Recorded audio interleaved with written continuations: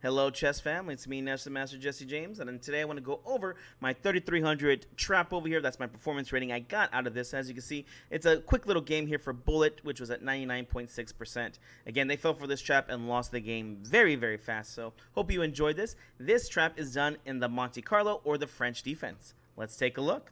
Here we start up with e4, e6, d4, d5, the French defense, and pawn takes, and we go for the Monte Carlo, pawn to c4. Oh, I do want to mention real quick right now that this game was actually done in a bullet game, but with that being said, this trap can be done for all types of time controls. I've done this against many masters in Blitz, 5-minute, and I'm pretty sure, depending on the level of your opponent, you can do this against rapid games and also with long games too, depending on how strong your opponent is.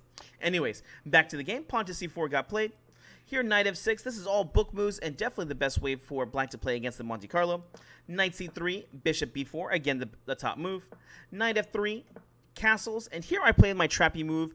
Here I played bishop to d3, which is a good move but not the best. But here I'm fishing for a move in particular. Now, a lot of people don't like this move because, well, black has a lot of free tempos here for moves. And one of the main ones being, maybe one that you're already thinking about, is this rook to e8 check. And this is exactly what I want my opponent to play.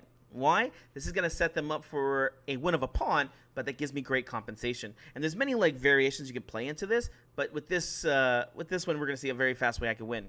So rook e8 check gets played, and I play bishop to e3.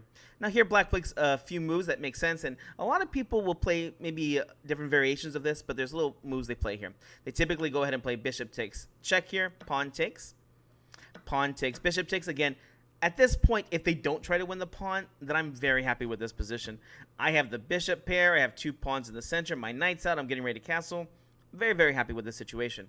But here, black gets too greedy, and we'll go ahead and play knight to g4, and my trap has been sprung. At this point, black is putting pressure on this bishop on e3, and here they're saying, I want to win a pawn. And a lot of people here will play something like queen d2, which is not a bad move at all. And, well, black can keep adding on pressure, queen e7, knight c6. Basically, the game's pretty much equal at this point. But here, white has a very strong move.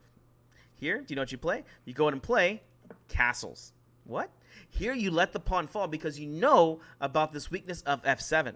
And here, well, he said thank you. He would then play knight takes, pawn takes, and he sniffed out the trap, and he played queen to e7 here, which is also a mistake because at this point, there really is nothing great you could play. White's going to have competition either way. Again, like I said, this f7 point is just too weak. Here we have the rook, knight, and bishop all guarding it. But let me go over a quick variation or two, just showing what happens if they play rook takes on e3. Now, if they play rook takes on e3, there's many good moves for you, good for you. But here, one of the best is bishop takes on f7 check here. A brilliant move because, well, there's no good way to get out of this. Here you win your pawn back, plus you got this beautiful attack against this king. And you can see these pieces all sleeping over here. By the time they get into the game, it's just game over. Of course, you have king takes f7 you have to look at, and here it's very simple. Here we have knight e5 check, double check right here. And here the king cannot run back to g8. If king g8 gets played, they're losing their queen, or they're going to get checkmated with what's called Philidor's legacy, which is the knight and queen checkmate. Here, king h8, knight f7 check. I mean, you're at least winning the queen here, again, if not just checkmating. So, is there anything else they could play after this check on e5? King e8, king e7, they're all pretty much being handled with queen h5 here. Queen takes pawn, queen f7 check. There's check right here, win the rook. I definitely recommend for you to put this up on the board and just play around with it. But you'll see how many different different combinations you can play here that's just winning. Here it says +7. Basically, you're just up an extra queen here.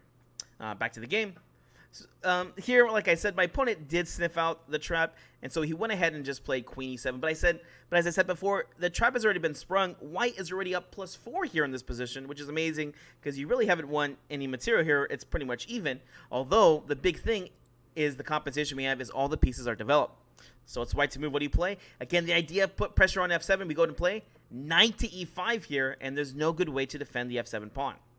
Here, black went ahead and played bishop to e6, and here I got an brilliant move. If you want to take a pause and see if you can find it. Hopefully you push pause and found it. Here you can win a pawn easily with rook takes on f7, and this makes the attack very, very strong. And here, unfortunately for my opponent, they went ahead and lost the game very fast here. They went ahead and played bishop takes check, king h8, and here you're more than happy to go ahead and play bishop takes rook. You're in a very good, if not just winning position, but you know the old rule, when you see a good move, look for a better one. So what do you play here? Here I found the best move, which was queen to h5, and here there is just no good way out here. Here I'm at least winning the queen because, well, here you see it's knight g6 check, threatening to fork the king queen because the pawn is pinned, and I'm also doing a double attack against the rook. I mean, here at this point he just pretty much resigned. He played g6, but the game was over after knight takes check, king g7, knight takes, and then he just resigned. As you can see right here, afterwards I got this amazing performance rating of 3300, which again, that's why I'm calling it the 3300 trap in this French defense. Well, guys, hope you enjoy this. Hope this helps you out in your games. I'll see you next time.